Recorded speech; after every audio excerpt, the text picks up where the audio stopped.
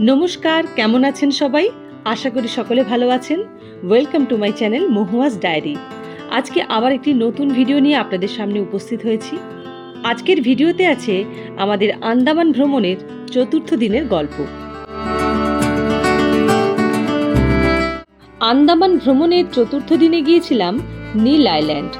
কেমন ঘুরলাম, কোথায় ছিলাম, কি করলাম, সেই সমস্ত অভিজ্ঞতা আজ আপনাদের সামনে তুলে ধরব।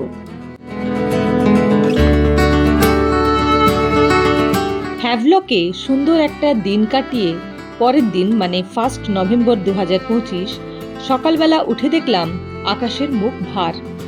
আমাদের ক্রুজ নটিকা ওদের নীলের উদ্দেশ্যে হ্যাভলক জেটি থেকে ছাড়বে সকাল 9:25। তাই আর ওদিন স্কুবা করার সাহস করলাম না। সোজা চান টান করে রেডি হয়ে পড়লাম। হোটেলের কমপ্লিমেন্টারি ব্রেকফাস্ট খেয়ে ব্যাগপত্র গুছিয়ে নিয়ে হোটেল এলডোরাডোকে বিদায় জানিয়ে আমরা জেটির উদ্দেশ্যে রওনা দিলাম। কিন্তু গাড়িতে ওঠার কিছুক্ষণ পরেই ঝেঁপে তুমুল বৃষ্টি শুরু হয় এবং হ্যাভলক জেটিতে যখন পৌঁছালাম তখনও প্রচণ্ড বৃষ্টি। গাড়ির ড্রাইভার ভাই আমাদের জেটির কাছে একটি মন্দিরের সামনে নামিয়ে চলে গেলেন। আমরা বৃষ্টির মধ্যে আটকা পড়ে বেশ কিছুক্ষণ দাঁড়িয়ে রইলাম ওখানে।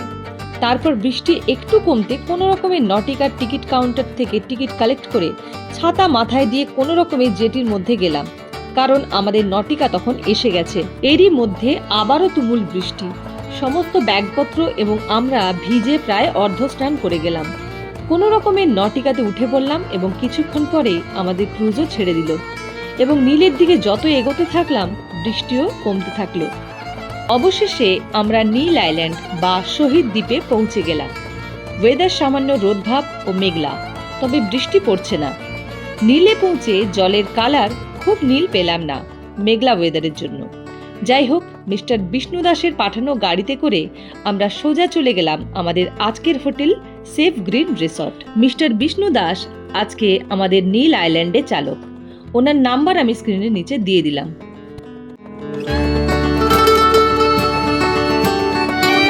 এখন ঘড়িতে বাজে 10:58। আমরা সেফ গ্রিন রিসর্টে পৌঁছে গেছি। এটি জেটি থেকে গাড়িতে মাত্র 2 থেকে 3 মিনিটের রাস্তা, বলতে গেলে জেটির একদম পাশেই। এই রিসর্টের কটেজগুলি এবং জায়গাটি খুবই সুন্দর। এখানেও প্রচুর নারকেল গাছ। তবে এই রিসর্টটি সমুদ্রের ধারে নয়, কিন্তু রিসর্টটি খুব সুন্দর এবং হোটেলের কর্মচারীদের ব্যবহারও খুবই ভালো। এই প্রসঙ্গে বলে রাখি, যেহেতু আমাদের প্যাকেজের সাথে লাঞ্চ এবং ডিনারটা ইনক্লুড ছিল না, তাই লাঞ্চটা আমরা বাইরেই করতাম, কিন্তু ডিনারটা আমরা যে হোটেলে থাকতাম সেই হোটেলেই করেছি। আর এই হলো সেফ গ্রিন রিসর্টে আমাদের রুমটি খুবই সুন্দর, সাজানো গোছানো, নিট অ্যান্ড ক্লিন। আর এইদিকে একটা আছে কিং সাইজ বেড, এদিকে একটা আছে সোফার সামনে আছে একটি টি টেবিল আর 2টি চেয়ার। আর এই দিকে আছে একটি বড় সাইজের টিভি, আর ওই দিকে আছে একটি বড় ওয়ার্ড্রোব আর মিরর, তার সাথে এসি তো আছেই। আর এই দিকে হলো বাথরুমটিও খুব সুন্দর, পরিষ্কার পরিচ্ছন্ন এবং সমস্ত কিছু দেওয়া আছে বাথরুমে। গিজার থেকে শুরু করে প্রয়োজনীয় যা কিছু সবকিছু আছে এখানে।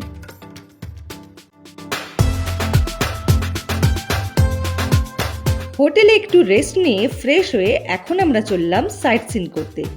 এখন ঘড়িতে বাজে 12:45। প্রথমেই আমরা যাব ভরতপুর বিচ, তারপর যাব লক্ষণপুর 2 ন্যাচারাল কোরাল ব্রিজ এবং সবশেষে যাব লক্ষণপুর 1 বিচে সানসেট দেখতে। ভরতপুর বিচে পৌঁছানোর পর অল্প বৃষ্টি শুরু হয়। ওখানে নেমে ডাবের জল খেতে খেতেই জোরে বৃষ্টি শুরু হয়।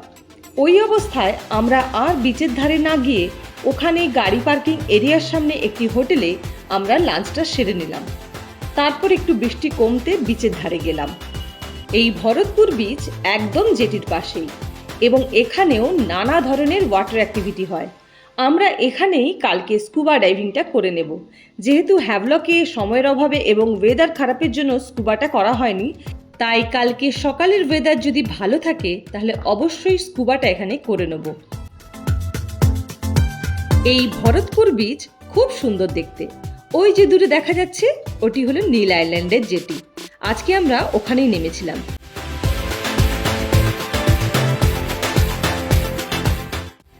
এখন আমরা চলে এসেছি লক্ষণপুর 2 ন্যাচারাল কোরাল ব্রিজ দেখতে।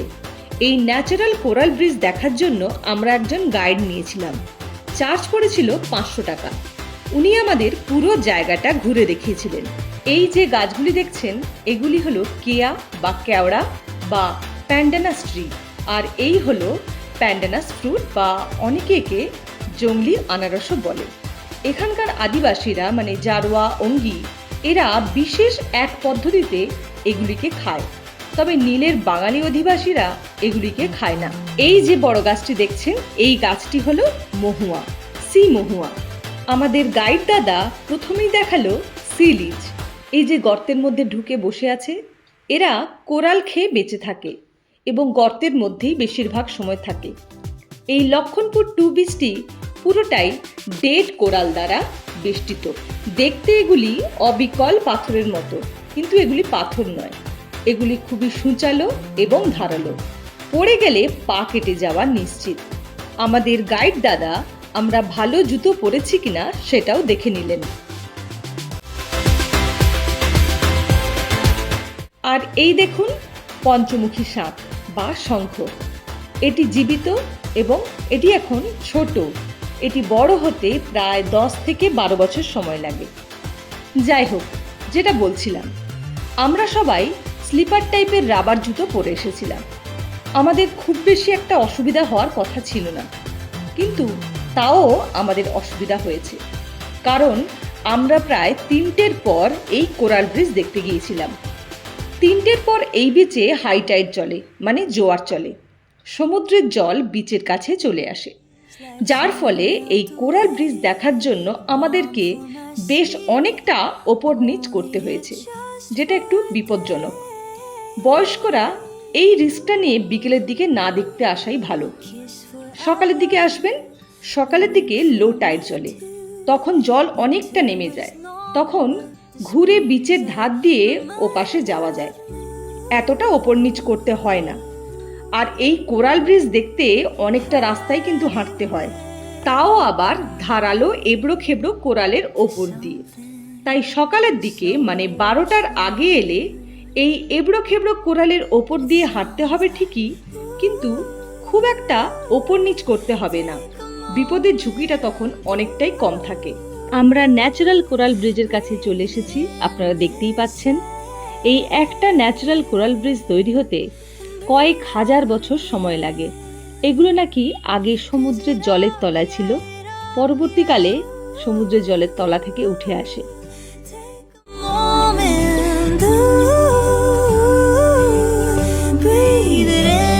অনেক কষ্টে আমরা কোরাল ব্রিজের ওই দিক থেকে এদিকে এলাম, তবে আমার হাজবেন্ড আর আমার ছোট ছেলে এদিকে এলো না, কারণ রাস্তা খুবই খারাপ। আসার পথে আমরা অনেক রঙিন মাছ, সি কুকুম্বার এবং আরও নানান সামুদ্রিক প্রাণী দেখতে পেলাম, তবে সকালে এলে নাকি এর থেকে আরও অনেক বেশি সামুদ্রিক প্রাণী দেখতে পাওয়া যায়। যাই হোক, এখনও খুব ভালো লাগলো, আর ওয়েদারটাও এখন অনেকটা পরিষ্কার, বৃষ্টি আর পড়ছে না। এদিকে আর একটি ন্যাচারাল কোরাল ব্রিজ আছে, ওই যে দূরে দেখতে পাচ্ছেন ওইটি, কিন্তু এই ব্রিজটির কাছে এখন যাওয়া যাবে না, কারণ জল অনেকটা বেড়ে গেছে। সকালে এলে এই ব্রিজটির কাছে যাওয়া যায়। এখন এই ব্রিজটির যাওয়ার রাস্তায় অনেকটাই জল, আর আমাদেরকেও ফিরতে হবে এই রাস্তা ধরে, যে রাস্তা দিয়ে এলাম। অলরেডি জল অনেকটা বেড়ে গেছে, তাই ওই দিকে যাওয়ার আর রিস্ক নিলাম না।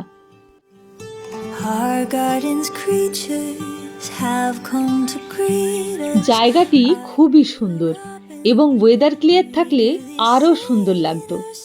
আমাদের গাইড দাদাও খুব সুন্দর করে ঘুরিয়ে দেখিয়েছেন এবং এই রাস্তা ধরে চলতেও অনেক সাহায্য করেছেন।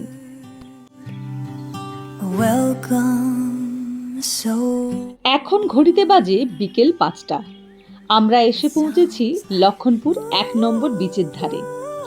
এখন সানসেট হচ্ছে, কিন্তু মেঘলা ওয়েদারের জন্য সানসেট দেখতে পেলাম না।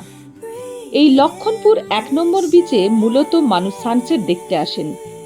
এই বিচটি অন্যান্য বিচের থেকে একটু আলাদা। এই বিচটির শেপ কোণাকৃতি, দুই দিকে সমুদ্রের জল এই বিচটিতে এসে ধাক্কা দেয়। বিচের ধার দিয়ে হেঁটে অনেকটা যাওয়া যায়। আর এখানকার সানসেটটা দেখুন, কি অপূর্ব সুন্দর দেখতে লাগছে। আমার এই বীচটি সবচেয়ে ভালো লেগেছে। এখানে বসে সময় কাটাতে আমার দারুণ লাগলো।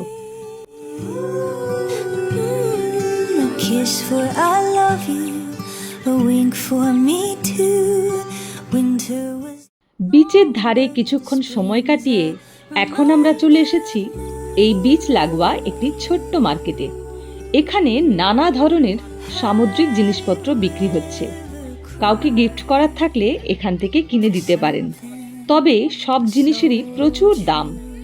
আমরা এখানে বসে একটু চা খেলাম এবং একটি সামুদ্রিক রেড স্ন্যাপার মাছের তন্দুরি করে হোটেলে নিয়ে গেলাম। এই মাছগুলি একদম টাটকা মাছ এবং খেতে খুবই সুস্বাদু।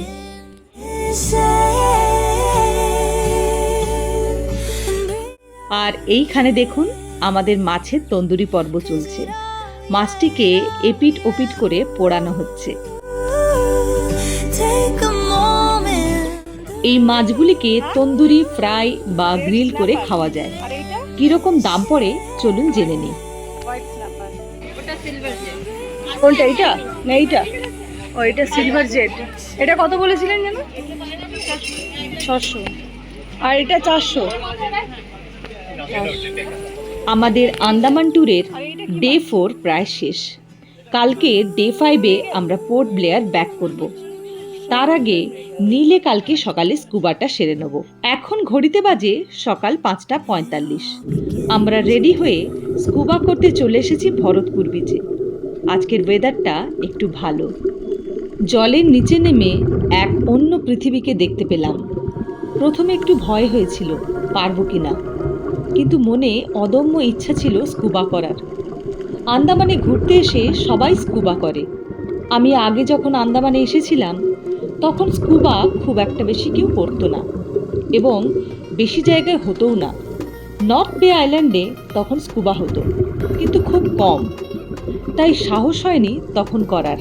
পরবর্তীকালে আমার পরিচিত যারাই এসেছে সবাই প্রায় স্কুবা করেছে।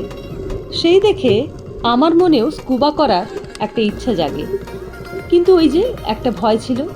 একে তো মাঝবয়সী মহিলা, তার উপর জলের নিচে। যদিও সাঁতার জানি, কিন্তু সমুদ্রের জলে বহু বছর আগে শেখা সাঁতার কোনো কাজে আসবে বলে মনে হয় না।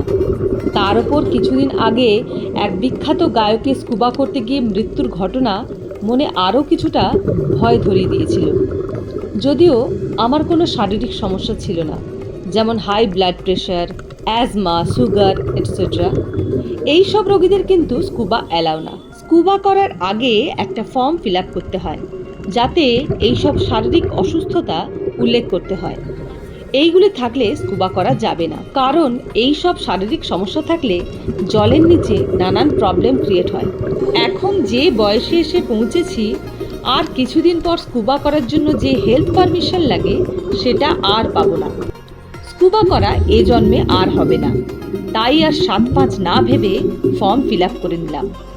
স্কুবা ড্রেস পরে নেমে পড়লাম জলে। স্কুবা আমি একাই করলাম।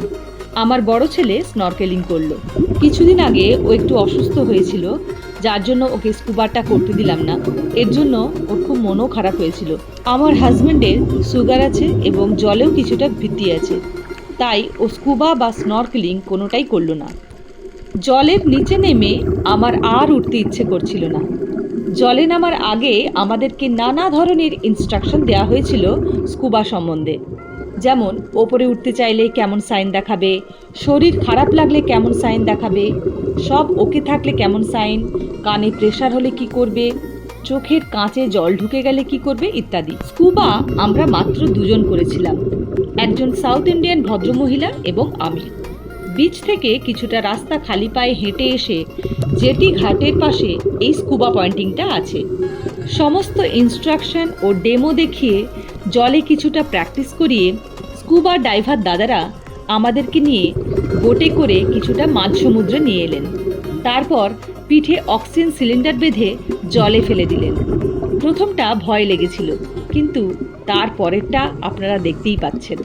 অপূর্ব অপূর্ব। এই স্কুবা না করলে সত্যি জীবনে আক্ষেপ থেকে যেত। কত রঙিন মাছ, কোরাল, উফ, দারুণ।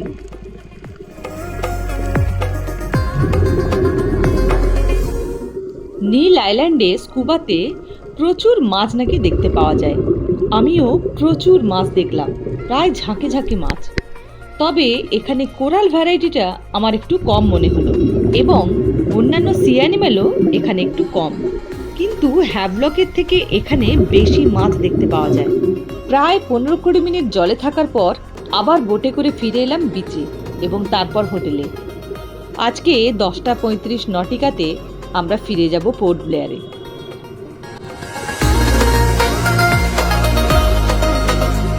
স্কুবা করতে আমাদের খরচ পড়েছে 4,500 টাকা মাথাপিছু এবং স্নরকেলিং করতে খরচ পড়েছে 1200 টাকা মাথাপিছু। আমাদের এই পুরো ট্যুর প্রোগ্রামটি অর্গানাইজড করেছেন Andaman blue star tour and ট্রাভেলসের ওনার মিস্টার ধনরাজজি। ইনি খুবই ভালো মানুষ, অত্যন্ত বিনয়ী ও ভদ্র। পুরো ট্যুর প্রোগ্রামটি উনি খুব সুন্দরভাবে করিয়েছিলেন। কিছু কিছু জায়গায় একটু ভুল হয়েছিল, কিন্তু উনি নিমেষে সেগুলি সলভ করে দিয়েছিলেন। আমি ওনার নাম্বার ডেসক্রিপশন বক্সে দিয়ে দিলাম, আপনারা চাইলে যোগাযোগ করে নিতে পারেন।